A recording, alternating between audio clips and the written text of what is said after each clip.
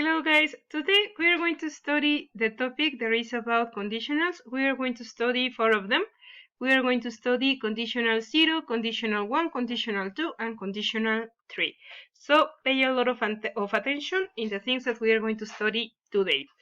Okay, so the first one, guys, that you are going to have, we are going to define or we are going to discuss what is a conditional. Okay, normally they are sentences in which you are going to have two parts. You are going to have this part that is going to be the one that contains the conditional that normally is represented with the word if. Okay, you are going to have a comma and you are going to have another statement. Okay, we can understand it as a condition and then we are going to have a result. So they are going to be formed by different English tenses. Okay, for example, you have this one: if you heat water, it boils. This conditional, as you see, is present and present. You also have: if I study more, I will learn English faster. This is present and future, for example. If I were you, I would buy a mansion. This is past simple and would plus a verb in infinitive. And you are going to have: if I had gone to England, I would have met the Queen. Okay, this is going to be past perfect and the perfect form of would. So be very careful, be very helpful with them. They are examples of the 4 conditionals that we are going to study, so you don't have any problem on recognizing.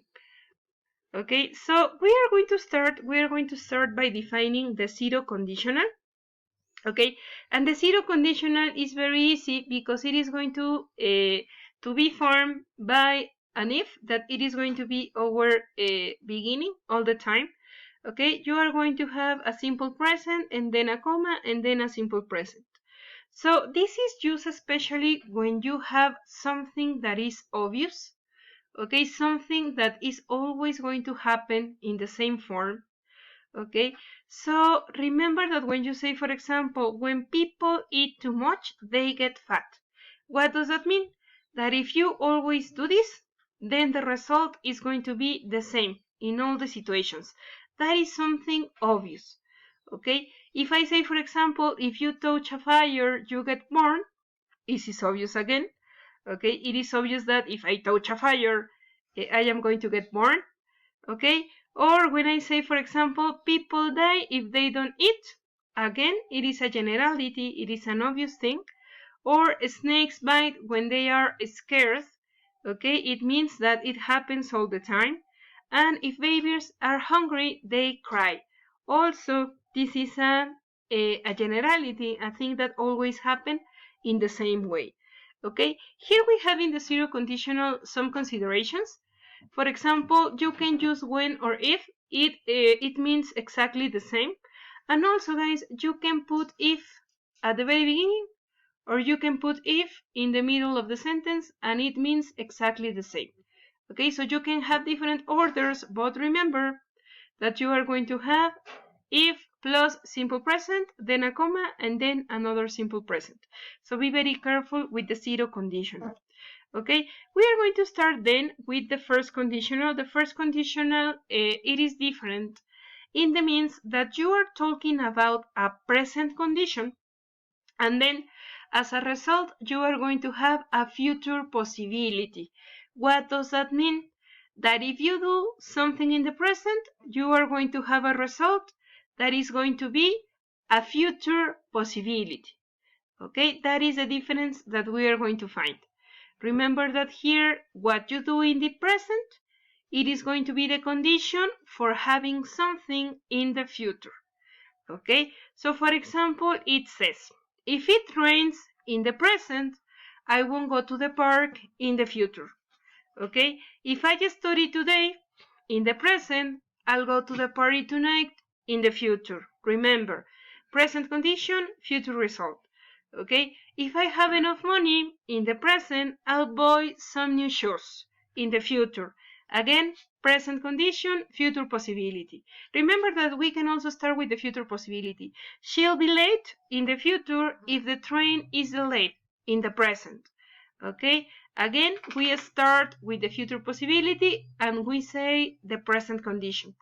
Okay, then we have she'll miss the bus if she doesn't leave soon. Okay, in the future, this is going to happen if she doesn't do this in the present. And finally, we have, for example, if I see her, I'll tell her. If I see her in the present, I'll tell her in the future. So be very careful with this one. Remember that we are going to form it with present simple and future simple. So I hope that you don't have any problem with this. And the second conditional, guys, the second conditional, and we are going to start with something new here. Okay, the second conditional is not about real things. Okay, the second conditional and the third conditional are actually called the unreal conditionals. Okay, because they don't have let's say they are not happening in the real world. They are happening just in our imagination. Okay, for example, I am going to talk about something that is not true, but I am just making like the what would happen if that was real. Okay, for example, we are going to talk about an imaginary condition and an imaginary result. Okay, for example, when I have, if I won the lottery, this is just in my imagination. Okay, I would buy a big house. Again, the result is in my imagination only. Okay, if I say, for example, if I met the Queen of England in my imagination, I would say hello in my imagination.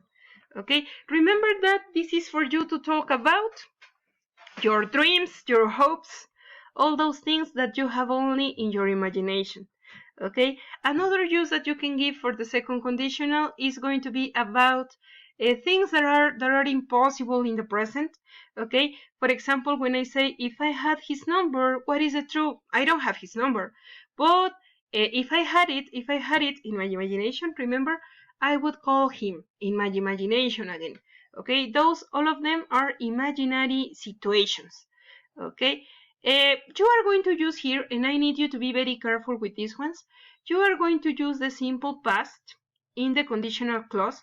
Okay, and then you are going to use the subject, a would, a verb in the simple form, and then a complement. Okay, remember that this conditional is a little bit more complex than the zero and the first, for example. So be very careful with the second conditional. Remember that this one is imaginary. So all the things that we are doing here, they are happening in our minds. Okay, normally, for example, and this is important also to mention, when you are using verb to be, in your conditional clause, okay, you are going to use were instead of was. This is like a convention, guys. It is better said if you said were instead of was. So I am going to ask you to use were instead of was when you are using the past simple of the verb to be in this conditional. For example, you are going to say, if I were you, not if I was, if I were you, I would study this topic.